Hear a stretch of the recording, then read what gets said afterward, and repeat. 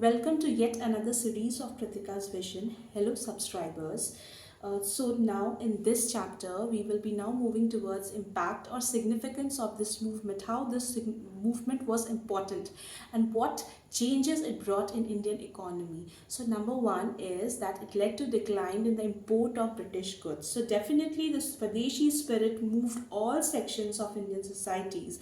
So ranging from the cobblers who refused to mend English shoes and the washermen who refused to wash European garments, to all other Indians who refuse to buy and take and use things from Britishers as their manufactured items. So this movement actually led to the decline in the import of British goods. So now, because the market for Indian goods had expanded in India and the market for British imported goods had shrinked because of the boycott and Swadeshi movement, the decline happened in the import of British goods because nobody was buying it, or very few people were buying British goods in India. So even the import stopped.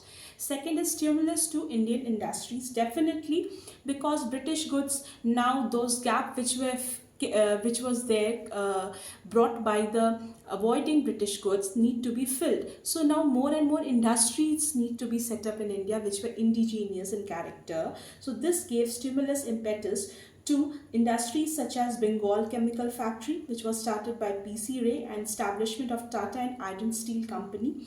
These companies not only actually boosted Indian economy, but it made Indian economy self-sufficient and independent. Okay, and the third is an urge for national education that resulted in the establishment of hundreds of national schools in India.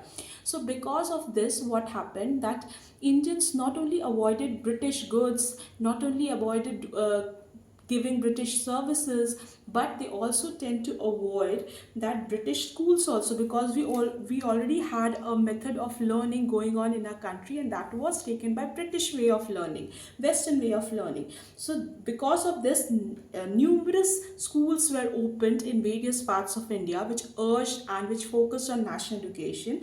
And the last thing was related to education only, that there was a lot of literary activities going on, like in journals of newspapers such as Kesari, Maratha and Yugandhar.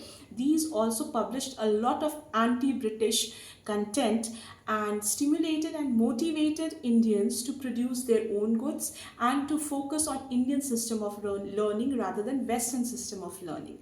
So that's all for today's lecture series.